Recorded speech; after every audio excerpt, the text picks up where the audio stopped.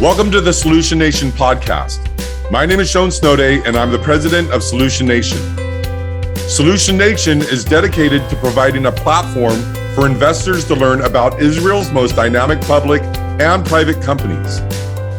We interview lead venture capitalists, Wall Street analysts, investment bankers, and managers of incubators and accelerators. Jack McCauley has over 3 decades of experience with inventing and technical engineering. As an engineer at Activision, he designed the guitars and drums for the Guitar Hero video game series. Jack was the co-founder and chief engineer at Oculus VR, which was sold to Facebook for $2 billion in 2014. Jack serves as a board trustee at the University of California, Berkeley, and Jack is now venturing into automotive technology, building cars at his private R&D facility and hardware incubator in Livermore, California. Please remember that all content provided on the Solution Nation podcast and website is for educational purposes only. Nothing shall be construed as investment advice. Investment decisions shall not be made based on information, written, verbal, or otherwise, posted or spoken on Solution Nation. Conduct your own research or consult with your own investment advisors before making investment decisions. So here's my good friend, the host of the show, and the CEO of Solution Nation, David Wanatik. Hello, everyone. Welcome to Solution Nation. I'm David Wanatik. Today, we're honored to have a great guest who's going to speak to us about a lot of business and negotiating lessons from his career. Jack McCauley is our guest. Jack McCauley has over 3 decades of experience with inventing and technical engineering. As an engineer at Activision, he designed the guitars and drums for the Guitar Hero video game series. Jack was the co-founder and chief engineer at Oculus VR, which was sold to Facebook for $2 billion in 2014. Jack serves as a board trustee at University of California, Berkeley. Jack is now venturing into automotive technology, building cars at his private R&D facility and hardware incubator in Livermore, California. Jack is listed as an inventor on dozens of issued patents and patent applications. Jack, thank you very much for joining us. Thank you, David. I appreciate the honor to be here. Well, we really appreciate your time. We won't take too much of your time, but I think just to get into it, I think most people are going to be interested in your Oculus experience. So maybe you can tell us a little bit about how the idea of Oculus VR arose and the beginnings of the story. Okay, so here's the thing, the takeaway from our talk today is how important relationships are in your career. My career was built in entertainment. I worked in entertainment, keeping people entertained. And it's a small group of people. I work in video games primarily. It's not a large group of people. And so you have to be kind of careful. Let's say you leave a company and you go to another studio to work. You leave on good terms because those people will show up at the same studio, or that studio may shut down and close, like what happened to THQ. And then all that same group of people is at the next studio working. So it's very small. And I worked at Activision on Guitar Hero. My boss, Charles Wang, who was the founder of Red Octane, the initial publisher of Guitar Hero, the producer, he hired me, and incidentally, this is the relationship thing. He got me the trustee position at UC Berkeley, University of California, Berkeley. So I worked in intellectual property there. I was an inventor. And so when you structure a high-tech company, a serious high-tech company, it's structured around the intellectual property, the patents. You have to protect your invention and your ideas. So you do this strategic patenting. And so incidentally, when I came aboard Activision, they bought my patent portfolio, some of them from me. So I already had that stuff in place. So I was working with this guy named Greg Deutsch.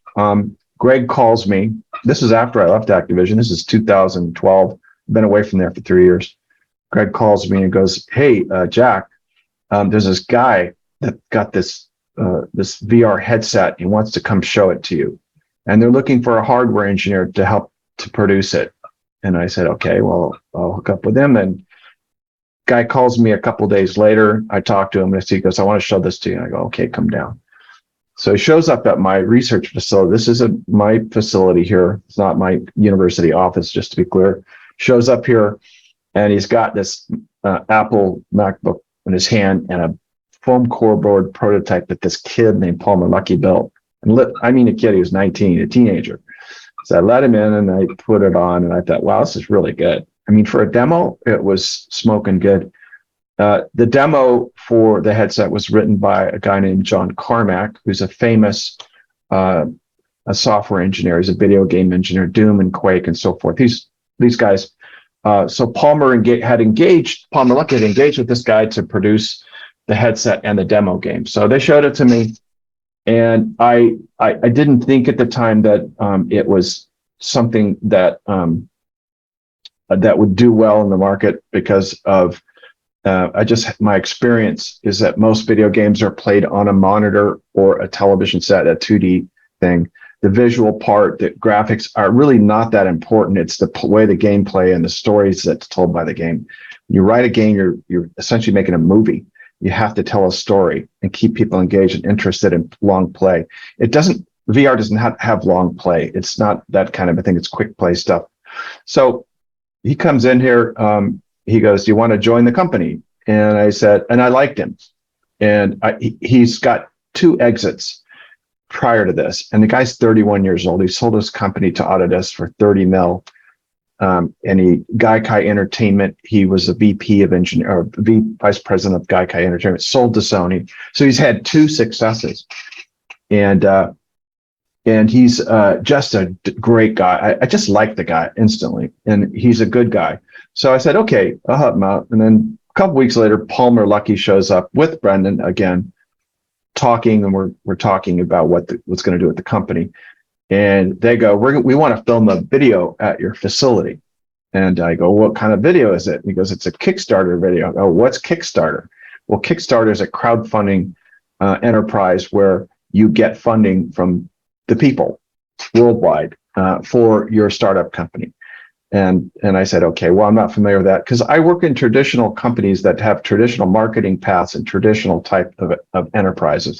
So they bring a film crew in here and film this whole thing. And then I met this guy named Nate Mitchell and Mike Antonoff. And so these are the founders, myself included, founded the company. That's the genesis of it. It was very informal, loose. I kind of like that. I'm not a big corporate guy, although I do work in corporations. It's just not my thing really.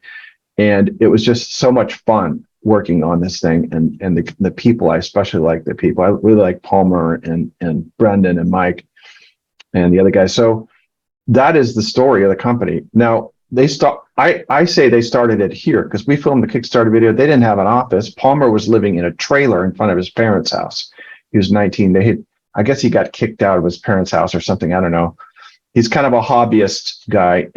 He's also working with this guy named Mark Bolus at USC, who's a professor there. He's the virtual reality professor. So Palmer knows some things about VR. John Carmack knows some things. So we've got a pretty good technical force, and we have a great business guy with a great history of exits. So that's the founding of the company. I, of course, is the oldest person at the company by 20 years or so. I'm an old guy, and these are the young guys. And I was doing what's known as a gray hair job, which is organizing and running the team and organizing the product. I wasn't working on the software so much. It was all hardware based and getting the relationships in place to manufacture it in China for the launch of the Kickstarter. So this was my role there. And then we launched it, and lo and behold, we had 10,000 sales pre-orders on Kickstarter, and we sold 70,000. So the thing has legs. That's not a large number, David. That's 70,000 is nothing. It's not even worth doing it for that. Well, for a very early stage venture, it is a great proof of concept. Yeah. It's 7 times more than you thought. Just a couple questions, if I may. Was all the capital you needed raised from Kickstarter, or did you have to do other rounds of financing? Great question. So the guys, Palmer, Nate Mitchell, did not have any money. They're in their early 20s, right? Palmer's 19. So the people like myself and Brendan and Mike Antonoff, who also had a previous successful exit, put funding in to get the company going. And then Brendan went out and gathered the funding from other sources. We got VC funding from Andreessen Horowitz. So initially, we just got the thing up and running with our own money. And then that shows skin in the game. When you got founders, the company actually putting their own, their own revenue into it, that's skin in the game. And I've had in my career a series of boom bust cycles. Like I'll put skin in the game, and then I deplete my resources, not all the way, but I deplete my resources, and then I get a hit, and then my resources are backing up, my confidence is up, and then I do this again. So we have to put money into it. And we went to Andreessen Horowitz, Brendan, who is the guy that showed up here, Brendan Uribe. He is the world's best sales guy. He can read you. Like I don't know how he does, it's uncanny. And he can change his pitch based on your slightest facial expression that you have. He'll alter it really instantly until he gets a smile out of you. I don't know what he's looking for exactly, but he's very good. He sold me, and I'm a skeptic. So he goes out and gets a 75 mil from Andreessen Horowitz. Now we got some capital, but you must understand hardware is very expensive to produce. And we were growing the company very quickly with software engineers. We up to about, by January of 2013, February, we're up to 120 people. We have been hiring like crazy. They opened an office in Southern California in a high rise. And this is the brilliance of it. It was in Brendan's mind, he played it like a movie. Like he would bring the Andreessen Horowitz guys in, and it looks like a game dev studio with art everywhere and figurines and stuff happening, and no cubicles, just desks and people busily working. It was just a brilliant sales pitch. And I saw that go down, and I was wondering about why the staff was so large and stuff. So we built the momentum and the PR, not me particularly, but Nate Mitchell and Brendan built this PR machine and momentum, and investors were attracted to it. It was a great story. The 19-year-old guy working in a trailer in his front yard, in front of his parents' house, produces this novel technology. This was the pitch, and this is what the public bought. They loved it. It was everywhere. I couldn't. It was on Jimmy Fallon. I was watching television, and there's the VR headset on Jimmy Fallon. Just amazing. And this is the talent of Brendan and Nate, Brendan in particular, to be able to get hooks into like that. He's just very good at it. So the role of Brendan, was he a marketing manager, or what was he? He was the CEO, and he is a software engineer. He's got, his background in software engineering, but he's more of a business guy, and his talent lies in the business spectrum, but he can also do technical stuff. So he's dual spectrum kind of person. And so that was his role. He was the CEO, was running the company, the messaging, and listening to people. And my end of thing was the engineering and manufacturing. I was doing that end of the stuff, the nuts and bolts stuff, but he was doing that end of things. And Brennan, just the major talent. I'm still in touch with him. I'm going to see him next Saturday. There's a big reunion party. Oculus, since the company was sold, it's been 10 years. Founded, it's been 10 years. So we're having a 10-year reunion party for all the early employees. Oh, great. So, yeah. Great. So can you say anything about the division of equity in the early days? Were there a lot of negotiations about how the equity would be divided up among the founders, or was it pretty easy discussion? I saw the split sheet, and quite frankly, I'd done so well that I was kind of okay with anything they would give me. I mean, I look at this stuff like art. I don't really think about the money at all. I mean, I like money, but it's not my consideration. It's the creative process and the art and the people. That's what attracts me. So I got good numbers out of it, of course. But I would say that Palmer and Brendan were on par with the number of shares, followed by Nate and myself. Now followed by me and Mike Antonoff, and then Nate, and that's how it was split up. Now, what's interesting is you don't know what's going to happen with the company. The shares might be worthless. And I always took stock when I went to a startup. I said, pay me $40,000 a year I'll talk to my wife about it. Just give me stock. And that's my position on it, because that's the golden key. I mean, that's what you want, is the stock options. And so I had a large number of options, and they got it to 11 to 1 multiplier was Facebook. So all of a sudden I had X number of shares, and now I have 11 to 1. So I've got a huge amount of money. Right. And then it went up 5X until last year. You've seen what happened with their stock. Yeah. My God. But so that's kind of how the money part went down. Of course, it's a $2 billion. It's not $2 billion. I've heard that on the press. I know what the numbers are. It's not really close to that, but it is a large amount of money. $1 billion. Don't underestimate huge quantity of money that is. It's enough to stack $1 bills up to the sun. That's how big it is. Yeah, especially in 2014 is even worth more. Yeah. Oh, yeah. The evaluations are crazy. It's just, even ours was crazy. So yeah. So as far as manufacturing, you said you outsourced the manufacturing to China. Can you talk about any difficulties there? Because it's a very sophisticated device that you were producing, and Chinese manufacturing is not always 100%. So did you have to go to multiple suppliers to figure out which one was the best? And did you have to organize their supply chain, or did your primary contractor take care of that? Yeah. So this is how it went down. We started interviewing contract manufacturers.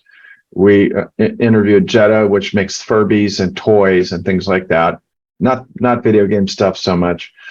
We went to Foxconn. We were summarily rejected by Foxconn as being too small. And the CEO of the company is a very straight guy. He just said, look, you're not going to get our A team. They're working on Apple stuff. Just go somewhere else. Find a boutique manufacturer. Well, I did all of this stuff with interviewing contract manufacturers. I never really intended to take the product to them, because I knew someone that would do it for me, who was a friend. And now I have a friend in Hong Kong.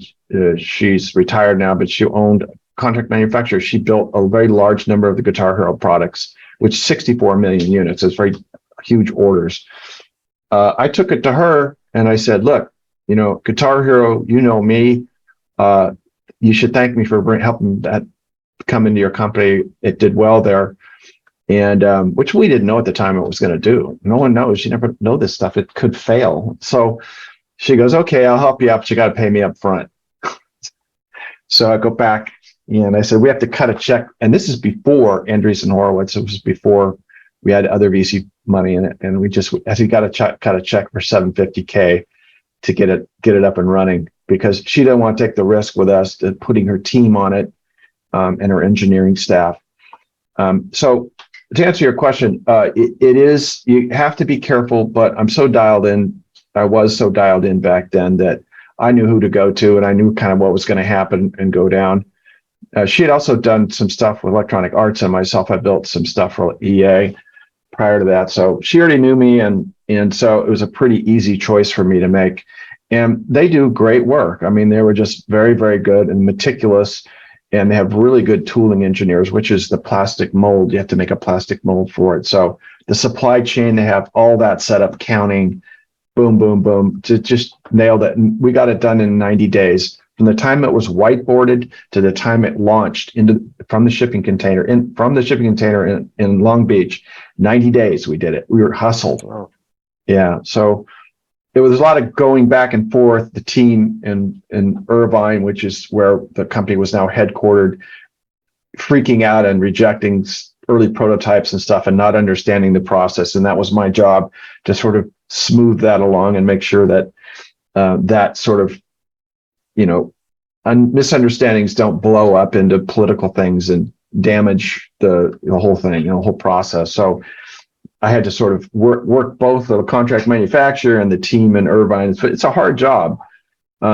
So let me tell you how the design was done. The DK1, which is the very first headset, was done in China.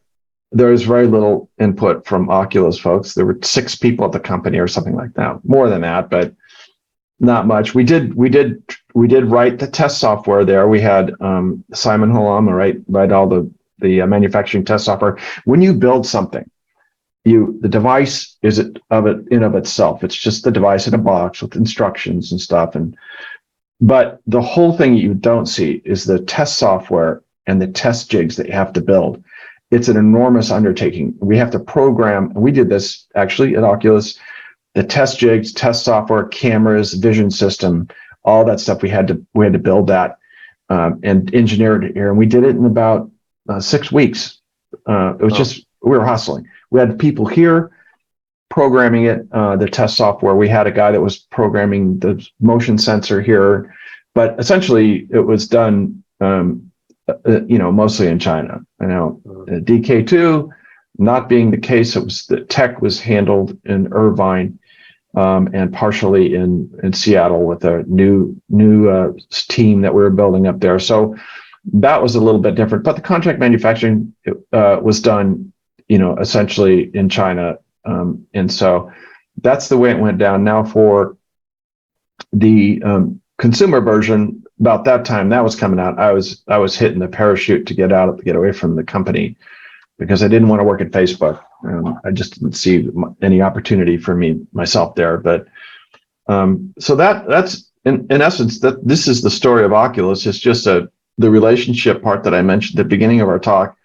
Maintaining those close bonds and calling people once a year, call them or reach out to them somehow, text them and say hi, and then that's how I'm not really doing that so much anymore because I'm retired, but that's how I did it. And I'm competent. I know what I'm doing and I'm very, very good at my job. I'm highly educated and highly trained. And I'm, I've got a creative aspect of myself, but it's mostly just the relationships and being competent. If you want to play on a professional team with pro players, you have to be a pro player. Now, the other aspect is that if you're a jerk, they often don't last very long in a pro team. They end up like Colin Kaepernick or someone like that being pushed aside for being too hard to work with, too difficult. So that's kind of that's what I did, David, and it paid off very well for me. And later on, and when I'm retired, I sort of, went to UC Berkeley. My family is not wealthy. We're kind of middle class folks. My parents didn't have money for college. We had a lot of kids, right? So you can't send all the kids to college. So I got a scholarship. I went to UC Berkeley, and basically somebody else paid for my education. And later on, when I evolved in my life, I decided to give back. And this includes large part of our talk here today is that I endeavored to help the university. Now, UC Berkeley is a public school. It's not a private school. It's not a rich school. We struggle with the finances, the maintenance of the buildings, the decrepit state of certain aspects of, the structures of buildings, seismic structure. We struggle with all these things. And they rely on donors and people like me. I donate money. I built Paul Jacobs from Qualcomm as the chairman, and I built a makerspace on campus so that students could go in and learn hand skills, learn how to use 3D printers and so forth. This is all my personal assets and personal money I put into the university. Also, Math and Science Research Institute, which is MSRI located on campus, Asia Society, other things, RAND Corporation, I donate to RAND also. So the main emphasis is on education and getting people educated. Here's what happens in a family like mine. I'm the first to go to college of anyone. I don't know the exact history. I'm pretty sure I'm the only one. And when someone sees you go to college, my sister sees me and she goes, he's not that smart. If he could do it, I can do it. So she went and got she went and got her. She's a biologist. She went to UC Davis late in life, in her 30s. Decided after had kids, decided to go to college, and so this inspires people to reach out and do better. It does. They see their sister go to college and get a computer science degree. This kid wants to go. I can do it. I'm going to do that. She's making bank money. I want to do that. So, Right. Well, I'm sure you are an inspiration to your family and to the students at UC Berkeley and entrepreneurs all over the world. Just a couple of the questions. Anything you want to say about the greatest technical challenge that you had with Oculus? I know everything came together very quickly and it seems to be pretty seamlessly, but any major technical challenge that you had? we had a very competent staff. We hired the camera modules for DK, the second developer kit, were purchased from a Korean company because one of the guys that was working there knew them. And so he made us hustle. So we didn't have to worry about a camera module. We gave him basic specs for it. In DK2, it's a fixed camera with invisible markers underneath the headset. You can tell how someone turns and so forth. That algorithm and the software and so forth to do that was all internal at Oculus on DK2. So to be honest with you, we didn't have any major challenges. It was pretty cut and dried, and we had competent people working there. Now, and we didn't overreach. I thought that our competitors, even though their tracking system that they use for tracking head position and body position or room experience thing was very good. It's not the approach that I would take because I think it's too risky to do something like that it's so new. You use a camera and a vision system. They didn't really use that, but it did work well though. Their stuff worked great. But I just I think that we constrained the risk in the development so that we could get it done and get it out there and get our funding and sell the business. Now, on that subject, that's Brendan Uribe again, a brilliant guy selling to Mark Zuckerberg. He sold the business to Mark Zuckerberg. How did he do that? Well, for the aforementioned ways in the earlier part of our interview, he can read you. He's just really good at it and naturally good at it. And so, yeah, that's kind of the way it's gone down for me. And now that I'm working at the university and doing the education stuff, I have a nonprofit here that runs out of here, and we take foster children and people who are down and out and try to help them learn some skills. That's great. Yeah, that's great. And anything you can say about selling to Facebook? So did Brendan call Mark Zuckerberg? Was that how it started, or did you use investment bankers? Or no? It's so so Andreessen Horowitz funded Facebook. That was the big one for them. And one of the guys that worked in Andreessen Horowitz was a VR nut, and Brendan zeroed in on him. Mm-hmm. And so this guy, he got a demo, and he knows Mark, and he calls Mark and says, "You got to see this," And then Mark, not being a video game guy, he's not a visual stuff. It's not what he does. He does social interaction. It's an advertising company, right? So Facebook, he's not familiar with this. I'm not bedazzled by things like that, like a novice would be, because I've already seen all that stuff. And I was like, here we go. But Mark was blown away by it. And pretty soon he's showing up in Irvine, getting off the elevator and going into the office there and talking to it, looking around, seeing what he's buying. And so they bought us primarily because of the relationships we had with Andreessen Horowitz and the introductions of Brendan's ability to seek out and find this connection and then pitch it, and knowing that the guy would run over to Mark Zuckerberg and talk about it. So that was very smart. So it seems like the deal came together very quickly without major negotiating obstacles. Is that right? Or were there? I think there was probably issues with the money and stuff like that. And what are they going to do about the people that are all from LA? In the video game business, it's not in Northern California. It's in Los Angeles. All the major studios are down there. If you're going to work in that business, you're in LA. So now Facebook, which is a advertising company, it's kind of what they are, has an issue with staff, how to move the people up to Menlo Park to work at their building 4, how to do that. This is the issue. Some people have families in school, and it's just tough for them to move, like they're taking care of their aged mom or something. It's really hard to get people. I'd say that was probably, in my estimate, a challenge. And the challenge that I had in particular with it was the company. I didn't understand what I would be doing there, and I didn't understand the company's presence in entertainment. That they're not even though they entertain people, they're not an entertainment company. I didn't understand what I would be doing there, what my role would be, because I'm certainly not going to be the vice president of. I was VP at Oculus. I'm not going to be a vice president of Facebook. What would I be? I'm just sitting in a cubicle or lab. I'll sit in a lab. I like labs. I'm fine with that. Just wasn't clear what my role would be. But the other thing is, like, I noticed when I went there, I'm the oldest person there. Like, I look around and I look, the only older guy was like the cook in the cafeteria. And we looked at each other.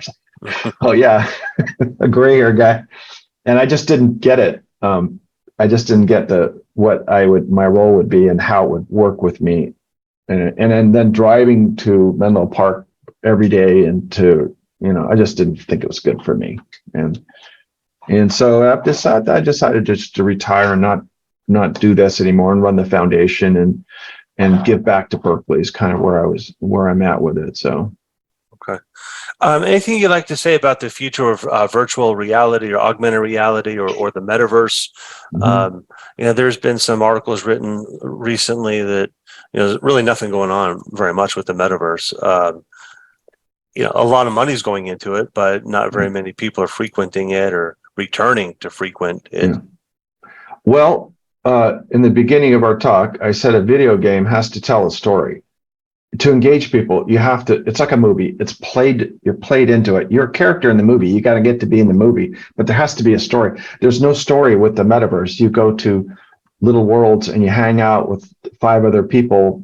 And what do you do there? I mean, it's just strange. Now, if they had a really good FPS, a first person shooter that you could play, like a violent video game, you would have a lot more people playing in the metaverse. And it was a good game that people would do it, but it's not what it is. It's a strange thing. And in my impression, and may be wrong here, is that the naysayers of metaverse at Facebook, the critics, are being pushed back, squashed. They don't want to hear criticism about it. And I think if Mark Zuckerberg wanted to see it succeed, perhaps he would let go and let other people run the show and just get out of the way. That's what he needs to do. In general, at a studio, a video company, you don't have the boss down there beating you up and not beating you up, but just like determining the path of the game. That doesn't work that way. It's the young people who work there that play video games that know what people like. They know what the hooks are. Those are the ones determining the right. I mean, you have a producer and stuff, but those guys are doing the bulk of the